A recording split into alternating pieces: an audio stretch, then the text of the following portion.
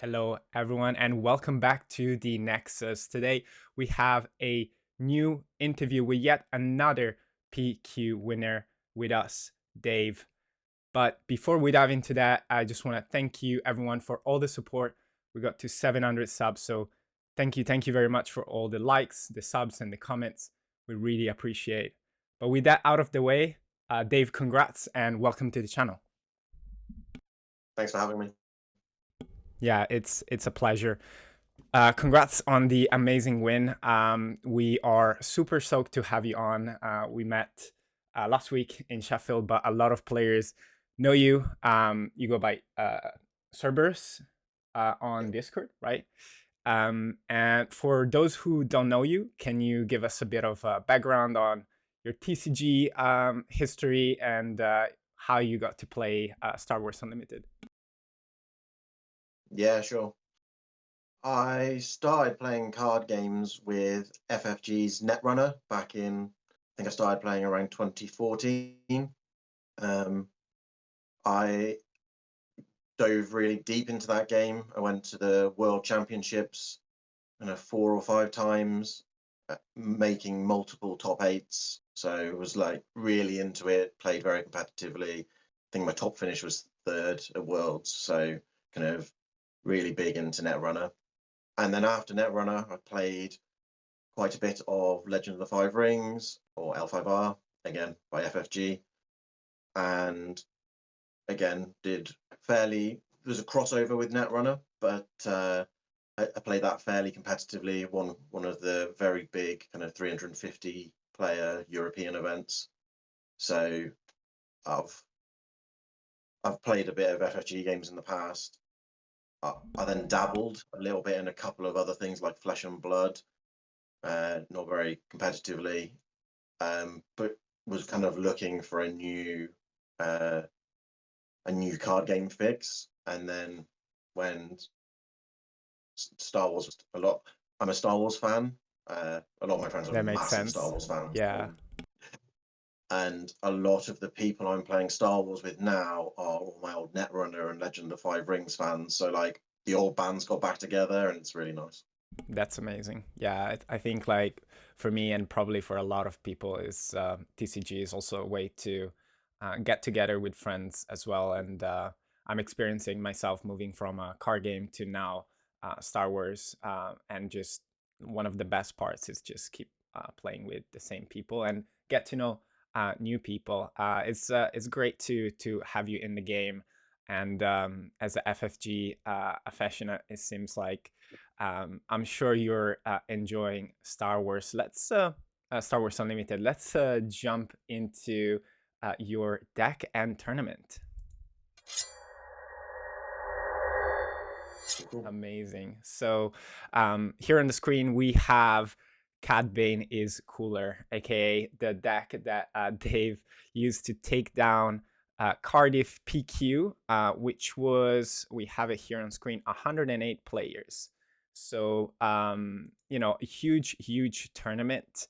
I see here in top eight, you had one hand two blue. There was a Boba blue, the rise of Boba blue. There were two Boba green, one Sabine green, two Boba yellow, and one Boba red. So I think my first question, which ultimately like it shouldn't be that controversial, but seeing all these colors of Boba, the first question is why Boba yellow? So the Boba Blue you mentioned was actually Boba 2, so Hero Boba.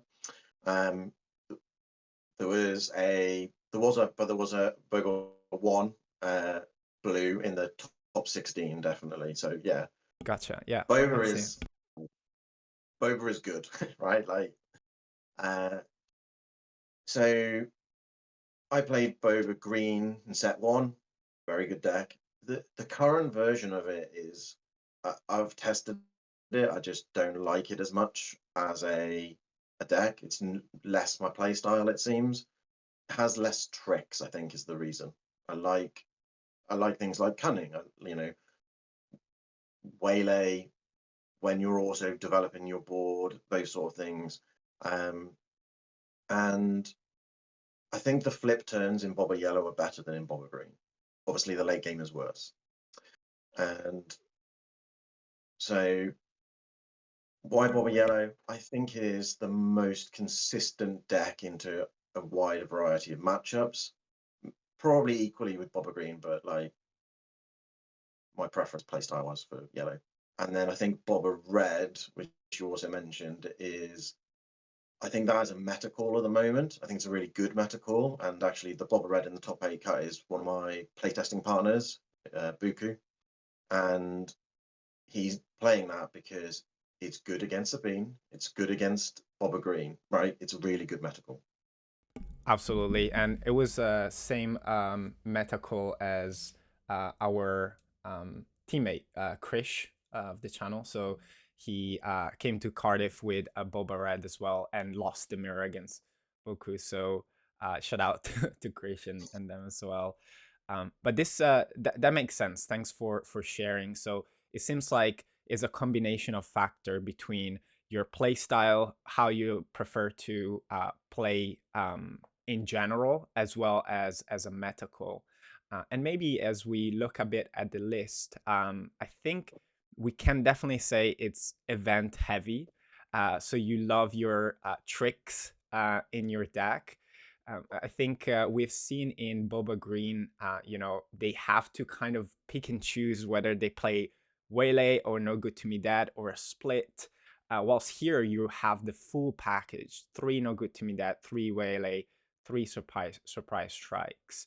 And so would you say that, would you see this deck as a bit of like tempo control-y, or how would you describe your deck?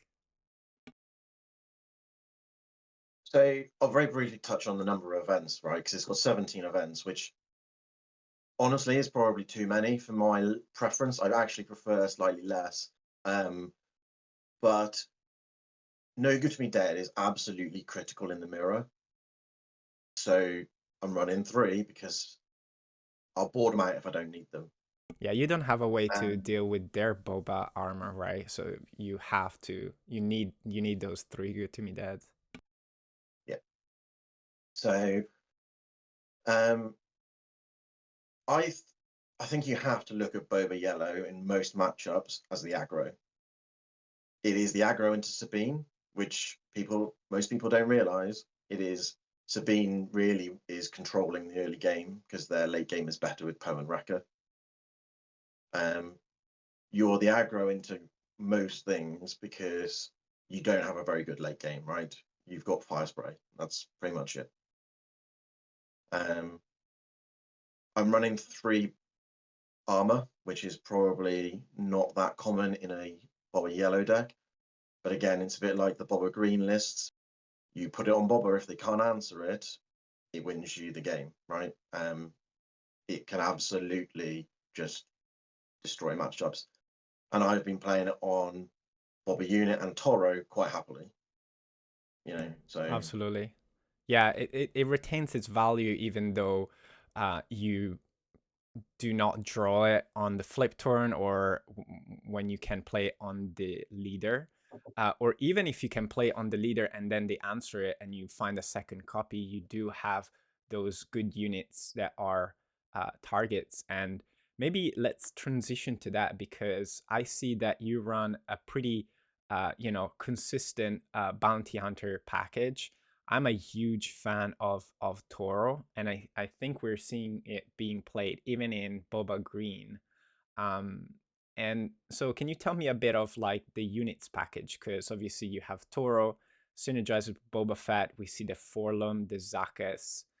Yeah, if you want to like give us a bit of like why you chose these units, and why you also keep the Syndicate lackeys as well. yeah. I knew so the Syndicate lackeys is the, the question mark, right? Which is why play Syndicate lackeys and not 3 Zuckers. And for me, it is about developing a consistent Boba flip turn. Okay. If I'm the aggro and I need to play 8 resource at 7 minimum on my flip turn because I need to be so far ahead of them by the end of that turn that I can close out the game. And so if I play 3 Zuckers, And people are very scared of leaving Forlom alive because of Zuckus. So it's often something they will always prioritize killing. So I have lackeys to ensure that along with Cantina Bouncer, I can make sure I remove something off the board. Waylay, Bouncer, Syndicate lackeys. I have to have a good flip turn. And there's so many 3/5 units nowadays that there's usually a very good target for lackeys. Yeah, I Um, agree. And it's also, yeah, it's such a good answer to so many things. And as you mentioned, with so many 3/5s right now, it can come out and survive and remove a unit. So as you mentioned, you have a much different approach to the game from Boba Green, which we're seeing it getting more and more popular. I would say is arguably, I guess, like the most popular boba right now. Although we're seeing boba red and some boba one blue as along with boba two blue as well. So you're missing the late game.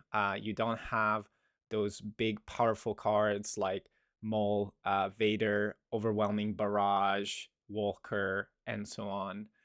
So ultimately, how do you execute the game plan? So you really just wanna, you touched on the fact that in some games you're the aggro, but essentially the philosophy of the deck is really um, big burst of damage and control the board, or would you describe it differently? so you need to push damage against Bobber Green specifically. Uh, so my list is quite different to what I ran in Sheffield. I expected Sheffield to be PQ to be a lot more control, right? And therefore I had a lot more of my things like lurking TIE Phantoms in my main deck, etc. This is very, very focused on how do I win mirrors of all types. So I was looking at making sure I had Bodhi Rook in main deck, Bazine in main deck, and I might even go to 2 Bazine in main deck going forward. Because I need, like against Bobber Green, for example, if I can strip away their ramp and they're deploying on the same turn as me, a lot of the times, That's body breaking. a lot of their early game units are actually quite weak, right? They're going to play a Bazine. If they don't have a McClunky or they're playing a Salacious Crumb, like they're not pushing damage. They're not able to trade very well. So I'm able to push that damage in the early game is the aim. That makes a lot of sense. Yeah, I think you're very well like prepared against that matchup. So maybe you can tell us a little bit about your matchups. So we said the tournament was 108 players, meaning that we had 6 rounds of Swiss. Sorry, 7 rounds of Swiss, right? And Yep. then a top 8. So we do have melee here, but I don't think it's gonna show us your matchups. Let's see. Nah, it But doesn't show. nah. Do you remember what you play against or any specific matchup that you want to share like some insights about? I think I had favourable matchups in the first the first 2 kind of matches. I know my second match was against a Bo-Katan blue, and I was like, cool, lovely guy, not a bad player by any means, but like it's not a meta deck, right? And that's a favourable matchup for me. One of my hardest matchups was definitely my third round, which is into Boss Blue. Um, I think the way this game goes is game 1, you get crushed. Like, don't get me wrong, I got him into mid-20s, but between Vigilance and Snoke, I couldn't close. And that is pretty standard, if I'm honest. But you have 7 to 8 sideboard cards for those sort of control matchups. So the Lurking Ties, the Change of Hearts, the Bodis, the Bazines, they all come in. And the idea is that you use your removal to remove key cards like Make an Opening, to remove Entrenched, or to remove Super Laser Blasts, Vigilances, are probably the top ones, but obviously depends on the game. But if you can remove a lot of their removal, you know, make an opening. Okay, cool. I'll play a Lurking TIE Phantom and punch you in the face until you die because there's nothing they can do. Yeah, you And give them a taste of their own medicine. You kind of become the control player, almost, right? Because you have so many ways to control their hand. Therefore, they're not able to control the board, essentially, right? yeah, and Cunning, Bodhi, Bazine, right? They're all taking key cards potentially. You know, removing blues removal by like just Cunning buff and discard a card is usually like really, really positive for you. Yeah, especially on Um, curve. And specifically in that matchup, you have a card that kind of like transform almost, which is Waylay, which essentially becomes like, I love Waylay because it's like, you know, it has this multi functionality. In a typical matchup, you probably target your opponent like big unit to disrupt the tempo, but against Boss Blue or like a heavy control, but specifically Boss Blue that tries to perhaps like collect some bounties as a top target or death mark, you can just waylay your own units and just ruin their whole plan, as well as with McClunky, which, you know, they might not have a unit, you don't deal the damage, but you still bounce, remove a bounty, and then you can replay that Bazine, for example, right? and that's the reason the can't even say the word McClunky is in the sideboard is because you know Boss Blue, but also Boss Green. You know, you're quite you know your early game units aren't that great in Boba Yellow. Um, so you know we obviously played at Sheffield, and I've played quite a lot against one of my teammates, Dan, and he played Boss Green, finished 9th overall, um, just bowled out. And we played round 4, and you know I had the McClunky specifically for that matchup as well, right, to try and kind of mitigate some of the advantage from double price on your head, double bounty on quarry, etc.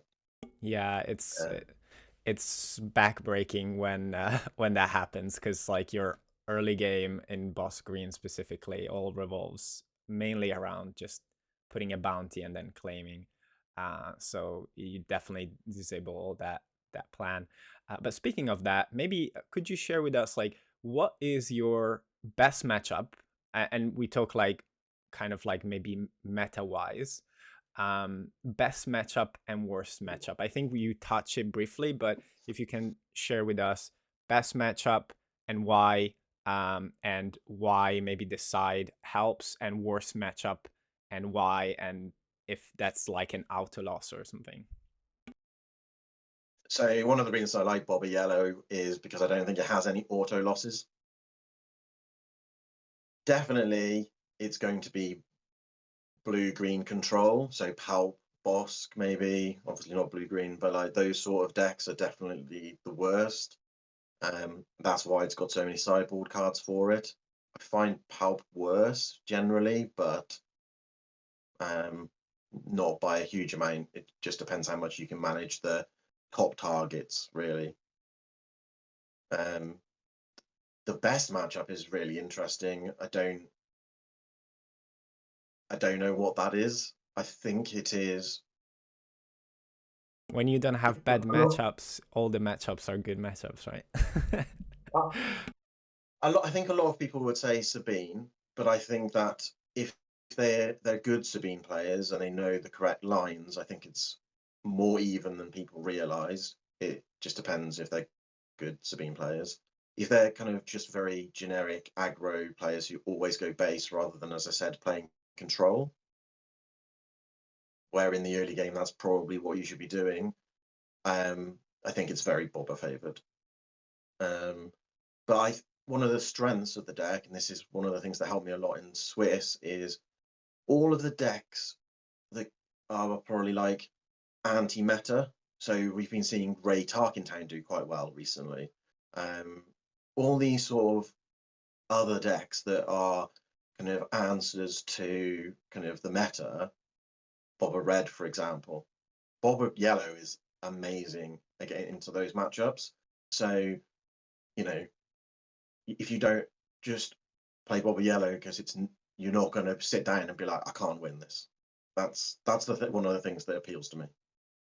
That makes sense. And it's definitely a key factor of um, succeeding in such big tournaments, understanding your matchup, understanding like where you might be favored or unfavored.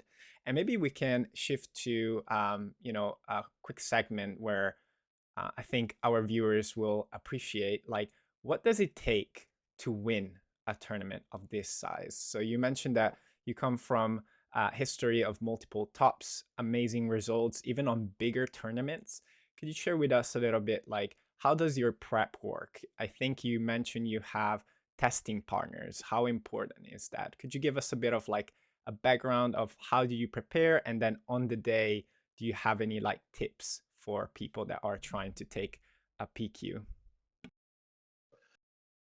So I think these things all kind of go in levels, right? Which is to be a competitive player, you need to know every card, pretty much. Certainly every card that is going to be played in a meta tournament.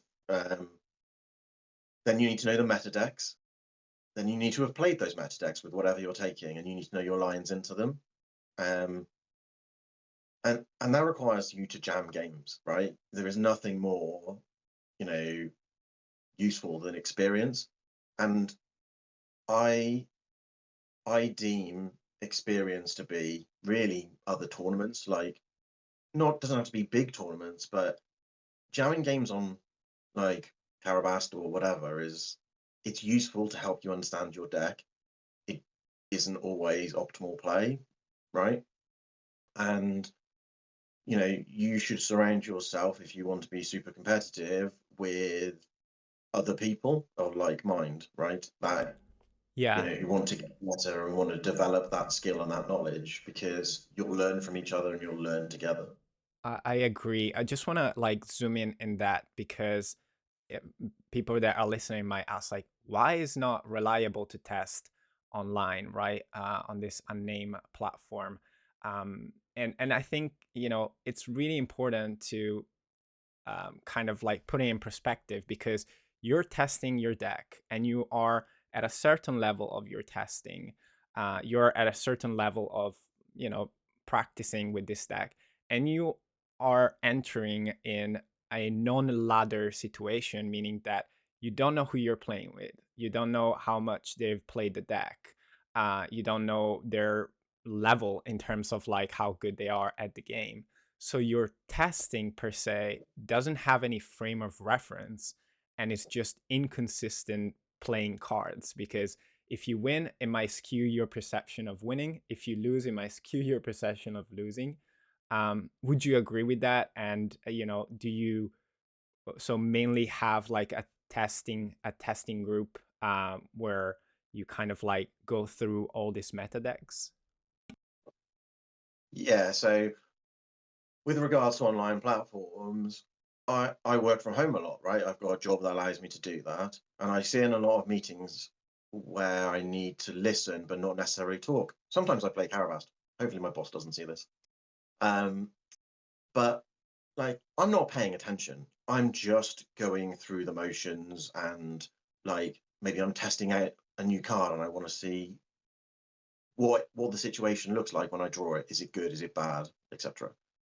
I'm not paying attention, right? Well, that there will be other people who are just like jamming some games, That that doesn't necessarily mean you're getting the right attitude to the game, right? As all the things you said were true as well. But like therefore 90% win rate on an online platform doesn't mean that much, right? It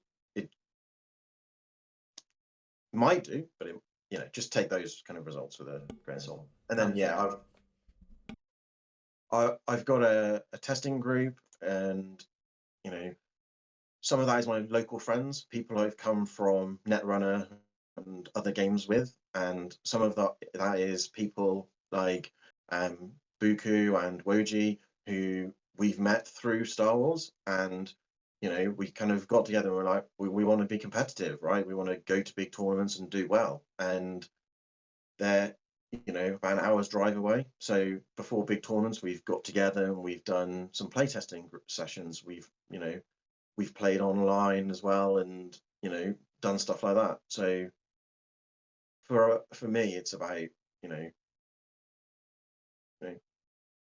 playing against our gauntlet of meta decks, getting that sort of practice in, and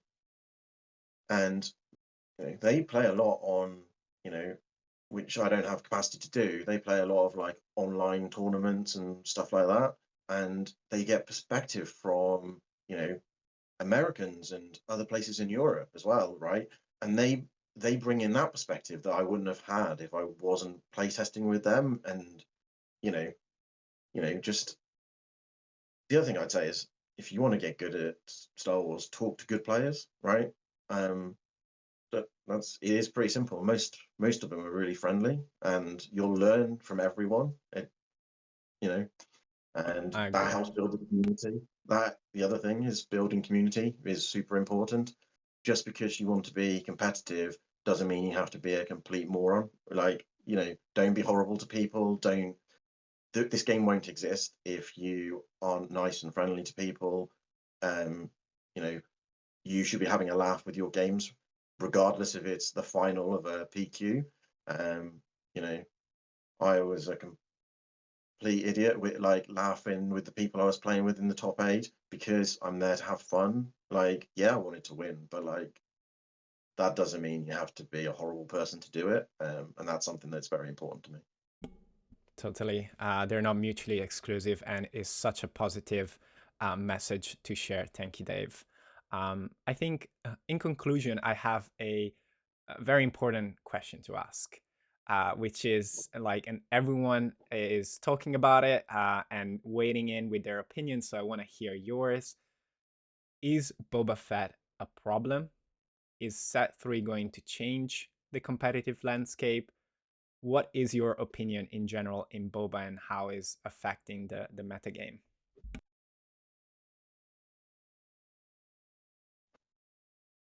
So it's really hard to answer, right? Is Boba a problem? And so, is he an absolutely great leader? Yeah. Is he the best? Probably. There is always a best deck, right? There is always, if you ban Boba in all forms, right? You just ban the leader, there will be a different best deck. Say it's, I don't know, Bosk Blue Control. And then people would complain about the really unfun control meta that they're in, right? It's like the natural cycle of games, right? They There's a already best deck are and everyone hates it. complaining about Boss Blue, so yeah, totally. So I think people, especially if they're new to TCGs and card games, need to understand that there being 2 or 3, especially like top decks, whether it be, say, Sabine, Boba, Kira, which is kind of what it was maybe at the start of the meta for this set, that's kind of normal. And then you have anti-meta decks, right? Stuff that is good into, say, 2 of the 3 that you play because you think, it's good into 2 of the 3, and I think that Boss Blue will be a lower percentage, and I'll just hope to dodge that, right? That's perfectly valid. Is Boba a problem? I mean, you kind of need data for that. And what is the PQ data telling us? Maybe, yeah. But it's only that sort of level of data and above that I think is relevant, right? How many store showdowns? Well, like, store showdowns are like, what, 10 to 30 people in some variety often. It's hard to judge that, right? It's hard to know how impactful the leader is in that sort of small meta. Hopefully FFG will like be using this competitive level data to make some decisions. And I actually don't think like the leader stats are busted, right? I'm not going to sit here and say, oh no, Bob was perfectly balanced. Yeah, we can't say that really. Yeah. But I would say it's probably also the supporting cards that cause the problem. Set 1 obviously is Fire Spray. Set 2 is probably Boba's Armor, right? Those are any damage-based removal is going to struggle with Boba's Armor. So red-green type decks especially really struggle. So does something need to be done? Data will tell us that. Banning Boba right? I don't know, but I think there's a number of steps they might take before they get to that point. If they do ban Boba, start of set 3 is potentially the time to do that, or like around that, because with Django coming, you've got another use of Fire Spray. In set 2, you've got Boba, Heroism Boba. Again, you can use stuff like Boba's Armor. Maybe, it's kind of, it doesn't just remove cards from the card pool. My view is you play the game in front of you. So if Boba goes, cool. Like bans, restricted lists, erratas, they're just part of the game, right? You just play the game in front of you, and as long as you're having fun, that's the important bit. Yeah, well said. Very diplomatic. I love it. Let's say our goodbyes, as we're very appreciative of your time, Dave. Thank you so much for joining us. Is there any shout out, anyone you want to thank, anything you want to say before we wrap up? Yeah, so probably a couple of things for me, which is I'd like to shout out my testing crew, because they're amazing and I wouldn't have managed to kind of do this without their help. And then the other thing I wanted to say was there's some people who I met at the PQ for the first time. So a guy named Thomas, who I played in the top 4, and a guy named Alec. They've both come from Yu-Gi-Oh, been very successful. Those guys, like, super competitive, come from like long history of card games, super nice, and like playing them, especially in the top cut, like brilliant, like really fun, but also really competitive. So like they've been playing the game for less than a month. They're gonna crush it. So yeah, just wanted to basically like call out those guys because they were great. I'm really glad I met them. Amazing. Yeah, it's great that you touched on the community side, because it's also something that it's super important for us. But again, congrats, Dave. I'm sure we're gonna see you topping and winning many other events. Thanks everyone for watching. If you have any questions for Dave, any comments, leave us a note, leave us a comment down below, leave us a like and a sub. We're on our way to 800 subs. But for today, from myself and Dave, that's all. See you next time. Bye.